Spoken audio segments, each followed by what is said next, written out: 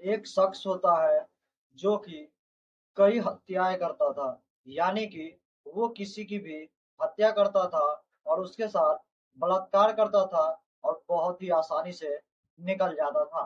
ना तो उसको कोई शख्स पहचान रहा था और ना ही किसी को उसके ऊपर कोई शक हो रहा था कि इसने किसी की हत्या की होगी, किसी का बलात्कार किया होगा। और वो विकलांग होने के बावजूद भी इस तरह की कई घटनाएं को अंजाम दिया था।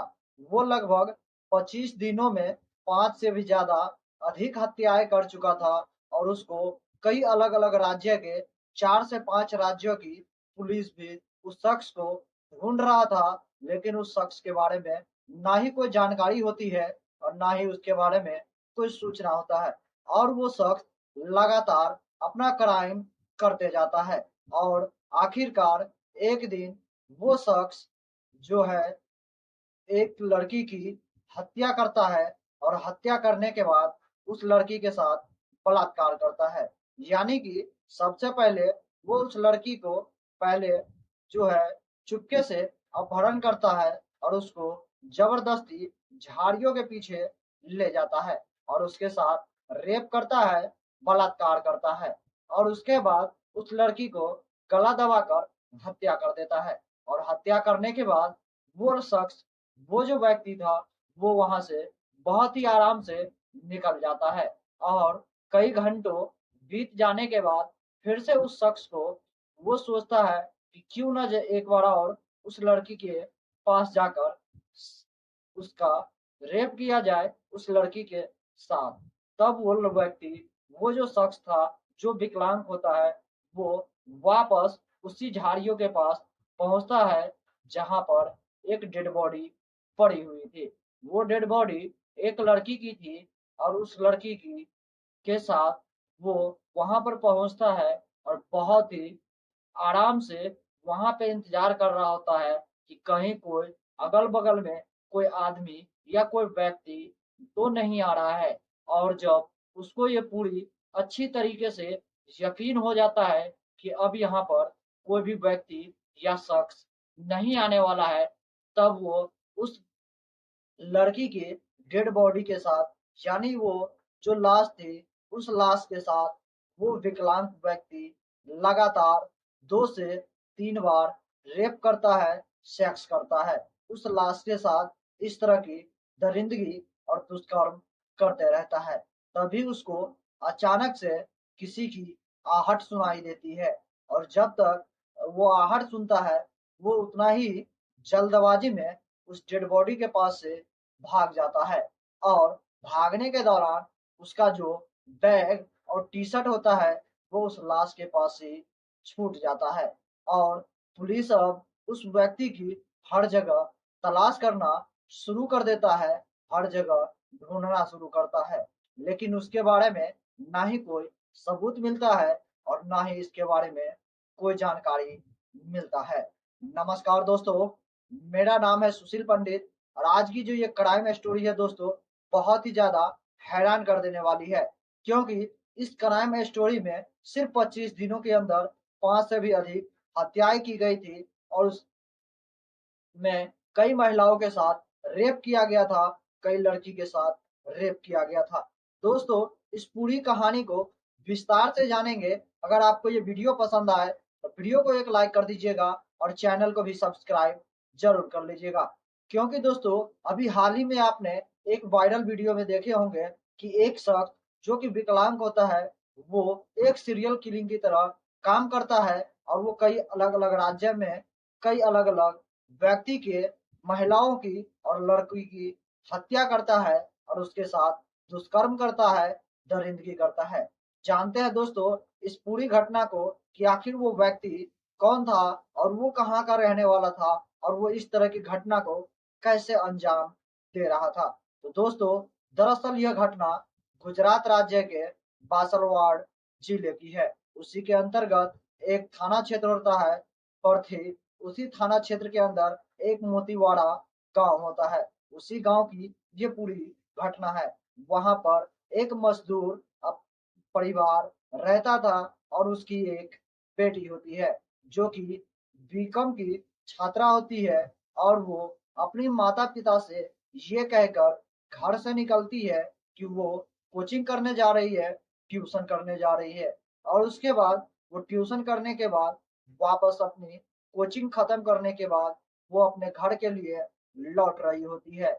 लेकिन समय ज्यादा बीत जाने के बाद जब वो लड़की अपने घर नहीं पहुंचती है तो उसके माता पिता बहुत ही ज्यादा परेशान हो जाते हैं और उसको उस हर इलाके से इधर उधर ढूंढने की कोशिश करते हैं कि आखिर वो जो लड़की थी जो ये कहकर घर से निकली थी कि वो कोचिंग जा रही है, लेकिन वो अभी तक लौट कर नहीं आई। माता पिता बहुत ही ज्यादा परेशान हो जाते हैं।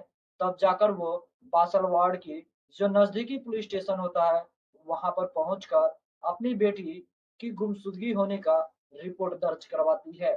और पुलिस इस बात को बहुत ही गंभीरता से लेती है और इसकी सारी जानकारी जुटाना और छानबीन करना शुरू करते हैं। उसके माता पिता से सबसे पहले ये पूछते हैं कि आपकी बेटी कहाँ पढ़ने जाती थी और किस रास्ते से जाती थी और किस रास्ते से वापस आती थी। ये सारी घटना जानने के बाद पुलिस लगभग 200 से भी ज्यादा सीसीटीवी कैमरे को खंगालना शुरू कर दिए। कई सीसीटीवी कई अलग अलग जगहों की हर जगह से खंगालना शुरू करते हैं। तब पता चलता है कि वो एक रेलवे स्टेशन के सीसीटीवी कैमरे में रिकॉर्ड थी, जहां से वो अपने घर के लिए वापस आ रही थी। लेकिन उस स्टेशन से घर तक वो लड़की पहुंचती नहीं है। यानी कि वो जो बीकॉम की छात्रा थी वो उस उस स्टेशन तक तो वो दिखी थी, लेकिन उसके बाद वो कहाँ गायब हो गई उसके बारे में किसी को भी कुछ भी पता नहीं चलता है। पुलिस की भी कई सारी टीमें बनाई जाती है और उस हर एक इलाके को छाना जाता है, खोजा जाता है, सर्च किया जाता है कि आखिर उस लड़की के साथ हुआ क्या था। यहाँ तक कि वहां पर पुलिस डॉग स्क्वाड को भी बुला लेते हैं और इस सारी घटना की जानकारी जुटाना शुरू कर देते हैं। और आखिरकार उस डॉग स्क्वाड और फोरेंसिक टीम के साथ वो एक झाड़ियों के पास पहुंचते हैं, जहां पर एक डेड बॉडी पड़ी हुई होती है। डेड बॉडी वो उसी लड़की की थी जो कि बीकॉम की छात्रा थी, जो पढ़कर अपने घर के लिए लौट रही थी। उसकी डेड बॉडी मिलती है। अब वो डेड बॉडी देखकर माता पिता बहुत ही ज्यादा हैरान हो जाते हैं, बहुत ही ज्यादा परेशान हो जाते हैं। इधर पुलिस उसकी डेड बॉडी को देखकर ये अंदाजा लगा लेते हैं कि इसके साथ काफी बर्बरता की गई है और इसके साथ बहुत ही बड़ा दुष्कर्म किया गया है। उसके बाद उसकी डेड बॉडी को अपने कब्जे में लेकर उसको फॉरेंसिक टीम के पास पोस्टमार्टम के लिए भेज देते हैं। और उसकी पोस्टमार्टम की जो रिपोर्ट आती है वो काफी हैरान कर देने वाली थी, क्योंकि पोस्टमार्टम रिपोर्ट में ये निकल के आती है कि उस लड़की के साथ जब जीवित थी तब भी उसके साथ रेप हुआ था और मरने के बाद भी उस लड़की के साथ 2 से 3 बार रेप की गई थी, बलात्कार किया गया था। इस तरह की रिपोर्ट जैसे ही मिलती है पुलिस आश्चर्यचकित हो जाता है और उस डेड बॉडी के पास से एक शख्स का टी शर्ट और बैग सबूत के तौर पे मिलता है। इसके अलावा वहां पर कुछ भी नहीं मिलता जिससे पुलिस को कोई और सबूत या कोई और सुराग मिल सके। लेकिन पुलिस उसी टी शर्ट और बैग से लेकर कई दुकानदारों से, कई मजदूरों से, कई लोगों से पूछताछ करते हैं, लेकिन उसके बारे में कोई भी व्यक्ति या कोई भी दुकानदार बताने को तैयार नहीं थे कि आखिर ये टी शर्ट और ये बैग किसका है। आखिरकार पुलिस थक जाता है, हार जाता है और कई दिन इसी तरह बीत जाते हैं। तब वो गुजरात के बासलवाड़ जिले का जो रेलवे स्टेशन होता है उस रेलवे स्टेशन के भी सारी सीसीटीवी कैमरे को खंगालना शुरू किया जाता है। और उस सभी सीसीटीवी कैमरे में उस शख्स को, उस व्यक्ति को ढूंढा जाता है जिसने वो बैग और वो टी शर्ट पहना हुआ था। और आखिरकार उसमें उस व्यक्ति का शक्ल दिख जाता है और उस व्यक्ति का फोटो निकालकर उस व्यक्ति के बारे में अगल बगल के लोगों से हर जगह पूछताछ की जाती है, लेकिन उसके बारे में किसी को कोई भी सुराग नहीं मिलता। और पुलिस अब भी इस घटना के लिए परेशान था कि आखिर वो व्यक्ति कौन था जिसने उस लड़की के साथ इतनी दरिंदगी और इतनी बर्बरता की थी। पुलिस वो हर मुमकिन कोशिश कर रही थी जिससे उस व्यक्ति को पकड़ा जाए जिसने उस लड़की के साथ इस तरह की घटना को अंजाम दिया था। और आखिरकार पुलिस को एक गुप्त सूचना मिलती है, एक लीड कहीं से मिलती है, मुखबिरों से कहीं से ये खबर मिलती है कि जिस व्यक्ति को वो ढूंढ रहे हैं उस व्यक्ति की उम्र लगभग 30 वर्ष के बीच होता है और उस व्यक्ति का नाम राहुल सिंह जाट होता है। और उस व्यक्ति के बारे में पता करते करते ये पता चलता है कि वो जो व्यक्ति था वो जो है हरियाणा के रोहतक जिले का रहने वाला था और उसके पिता का नाम करमवीर सिंह जाट था, जिनकी मृत्यु लगभग कई साल पहले हो चुका था। और वहां से उसके बेटे के बारे में और जानकारी जुटाई जाती है तो पता चलता है वो जो शख्स था जिसका नाम राहुल सिंह जाट था वो विकलांग था और वो बचपन से ही चोरियां करने में कई तरीके थे जिससे वो चोरी करता था, कई लोगों के सामान लूट लेते थे।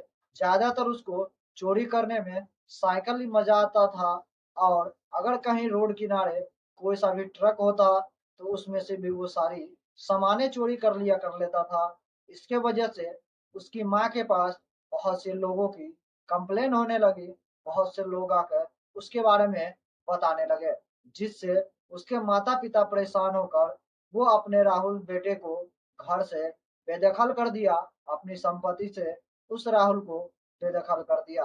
राहुल जो कि विकलांग था, उसके पास वो सारी सर्टिफिकेट थी जिससे एक विकलांग व्यक्ति के पास होता है। और हमारे ट्रेन में हमारे गवर्नमेंट ने ये सुविधा दिया है कि अगर कोई भी विकलांग व्यक्ति है तो वो विकलांग डब्बे में जाकर किसी भी ट्रेन में कहीं भी सफर कर सकता है। और आखिरकार वहां पर राहुल सिंह के माँ के द्वारा उसका एक मोबाइल फोन नंबर मिलता है और उस मोबाइल नंबर को ट्रेस करना पुलिस शुरू कर देता है। अब पुलिस जैसे ही उसके बारे में पता लगाना शुरू करता है तो उसकी लोकेशन पश्चिम बंगाल में दिखाती है। अब पुलिस अब भी हैरान था कि आखिर एक व्यक्ति यहाँ से यहाँ कैसे कैसे कहाँ कहाँ पहुंच रहा है। और आखिरकार पश्चिम बंगाल की पुलिस से संपर्क कर कर उस व्यक्ति को वहां पर पकड़ा जाता है, गिरफ्तार कर लिया जाता है। और उस व्यक्ति से ये पूछा जाता है कि आखिर उसने जो ये हत्या की थी वो उसके बारे में बिल्कुल जानकारी से बताता है वो कि उसने कई अलग अलग राज्य में कई अलग अलग हत्याएं की है। यहाँ तक कि महाराष्ट्र में, पश्चिम बंगाल में, गुजरात में कई अलग अलग जगहों पर उसने अलग अलग तरीके से हत्या की थी। वो विकलांग था इसलिए किसी भी ट्रेन में विकलांग बॉगी में बैठकर वो सफर किया करता था। उसी में एक महिला के साथ जो कि सिकंदराबाद की रहती है, उस महिला के साथ उस राहुल सिंह जाट का जो है बदसलूकी की तरह से बातचीत हो जाते हैं, दोनों के बीच कुछ झगड़े हो जाते हैं। इसी में वो गुस्से में आकर उस महिला की भी वो हत्या कर देता है और हत्या करने के पास उस महिला के पास जो भी सामान होता है वो सामान लूट कर उस डब्बे से वो फरार हो जाता है। और उस व्यक्ति के बारे में अब भी किसी को कोई खबर नहीं होता है। उसने ये पहला जुर्म किया था। दूसरा जुर्म के बारे में वो बताता है कि एक विकलांग शिक्षक था जो कि ढोलक बजाने का काम करता था और वो भी विकलांग बोगी में ही बैठा रहता है, लेकिन उसने भी उस टीचर की हत्या कर देता है। और हत्या करने के बाद उसके उस बॉडी को ऊपर वाली सीट पर रख कर वो भी वहां से फरार हो जाता है। और जब ट्रेन की बोगी की साफ सफाई करने के लिए जब सफाई कर्मी पहुंचते हैं तो उस विकलांग बोगी में ऊपर वाली सीट पे एक व्यक्ति को सोया हुआ देखता है। उसे लगता है शायद नींद में होगा। वो उस व्यक्ति को जगाने की कोशिश करता है, लेकिन उस सीट पे बहुत सारा खून बहा होता है जिसे देखकर वो सफाई कर्मी बहुत ही ज्यादा डर जाता है और इसकी जानकारी वहां के जीआरपीएफ वालों को देते हैं और पुलिस वाले भी मौके पे पहुंचते हैं और उस व्यक्ति के भी शव को अपने कब्जे में लेते हैं और उसके बाद आगे की कार्रवाई की जाती है। तब भी उस व्यक्ति को कोई नहीं कह सकता था कि यह व्यक्ति खूनी है, इसने हत्या की होगी, और ना ही किसी को उसके ऊपर कोई शक हो रहा था। और एक बार फिर से वो एक महिला के उसी विकलांग वाली डब्बे में एक महिला की हत्या करता है, उस महिला के साथ रेप करता है, बलात्कार करता है और उसके बाद उसके भी बॉडी को वहीं पर छोड़कर फरार हो जाता है। इस तरह की उसने कई घटनाएं को जो है अंजाम दिया था, कई हत्याएं कर चुका था, लेकिन पुलिस के गिरफ्त से वो अब भी दूर था। लेकिन पुलिस इस घटनाओं के बारे में नहीं पूछ रही थी। पुलिस पूछ रही थी कि जो गुजरात के बासलवाड़ जिले में जो एक बीकॉम की छात्रा की लड़की के साथ जो हुआ था उसके बारे में। तब वो बताता है कि वो एक छात्रा जो कि अपनी पढ़ाई करके शाम को अपने घर के लिए लौट रही थी, तभी उस राहुल की नजर उस लड़की पर पड़ी और वो पीछे से जाकर उस लड़की का मुंह दबाकर उसको झाड़ियों के पीछे ले गया और उसके साथ जबरदस्ती करने लगा, उसके साथ बलात्कार करने लगा और बलात्कार करने के बाद वो वापस वहां से जाने लगा। तभी उसको याद आया कि अगर इसको छोड़ दिया जाए तो ये किसी न किसी को इसके बारे में और मेरे बारे में बता देगी। इसीलिए वो उस लड़की की भी हत्या कर देता है और हत्या करने के बाद वो वापस वहां से चला जाता है। लेकिन कुछ घंटे बीतने के बाद उसे फिर से याद आता है कि क्यों ना उस लड़की के साथ एक से दो बार और रेप किया जाए, बलात्कार किया जाए।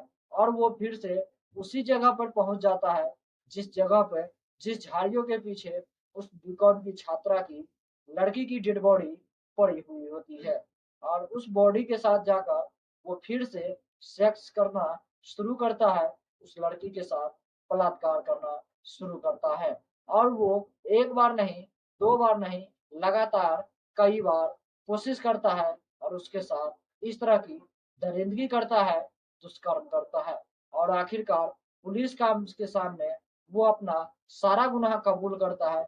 वो जिस तरह की जो है ट्रेन में किसी भी व्यक्ति, किसी भी महिला की हत्याएं कर रहा था, वो सारी घटना के बारे में बताता है और साथ ही साथ जिस तरह से इसने एक सीरियल किलिंग की तरह कई हत्याएं की थी ट्रेन की डब्बे में, उस सारी घटनाओं की जानकारी आखिरकार पुलिस के पास हो गई, जिसे कई राज्य के पुलिस ढूंढ नहीं पाए थे।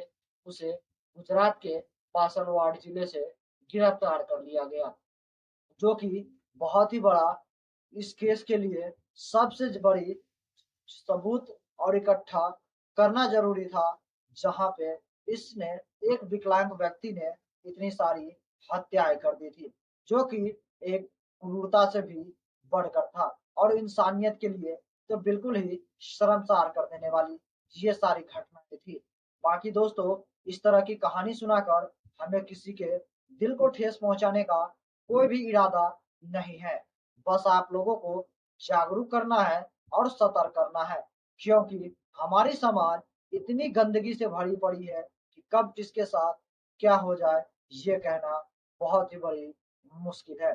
खास करके मैं उन सभी माताओं बहनों से कहूंगा कि आप लोग सावधान रहे और सुरक्षित रहे, क्योंकि इस तरह की घटनाएं हमारे समाज में आए दिन होते रहती है। बाकी इस तरह के वीडियो को लेकर आप क्या सोचते हैं, इस तरह की कहानी को लेकर आप क्या सोचते हैं, हमारे कमेंट सेक्शन में कमेंट करके जरूर बताइएगा। बाकी इस वीडियो से मैं विदा लूंगा, फिर मैं मिलूंगा आपसे अगला एक नई एपिसोड में एक नई कहानी के साथ। तब तक के लिए सतर्क रहिए, सावधान रहिए। जय हिंद, जय भारत।